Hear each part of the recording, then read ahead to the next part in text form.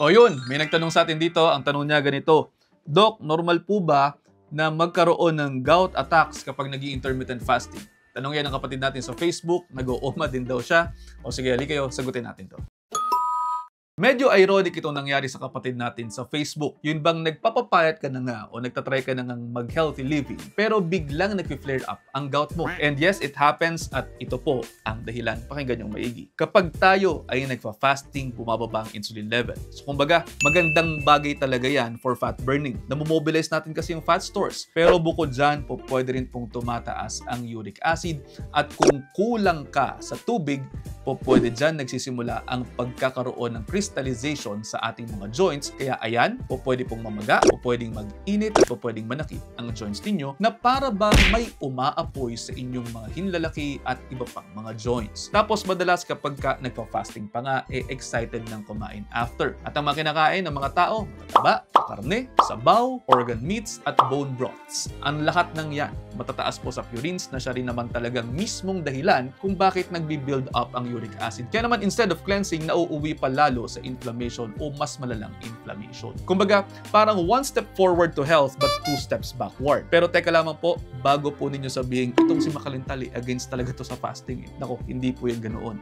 Huwag po ninyong isisi agad sa fasting yan dahil ang culprit madalas ay kung paano ito ginagawa. So tanong, paano nga ba? Ito po ang ilang tips natin. Ituloy nyo yung fasting kung gusto ninyo at kung sustainable ito para sa inyo. Pero gawin nyo po ang mga sumusunod. Una, hydrate well. Around 2 to 3 liters of water per day, yan po yung dapat ninyong iniinom. Pero kung mas mainit ang panahon, mas dadagdagan nyo pa. Pero kung kayo po ay may problema sa bato, huwag po ninyong basta-basta iinumin ang ganyang laklak na ganyang kadami. Pangalawa, avoid high purine foods or foods that are rich in purines, lalo na kung alam na ninyong may history kayo na tumataas na uric acid. Limitahan po ang red meats, ang sardines, laman loob, beer, sabaw ng buto, at iba pa pong matataas sa purines tulad ng mga isdang nagsisimula sa letrang T.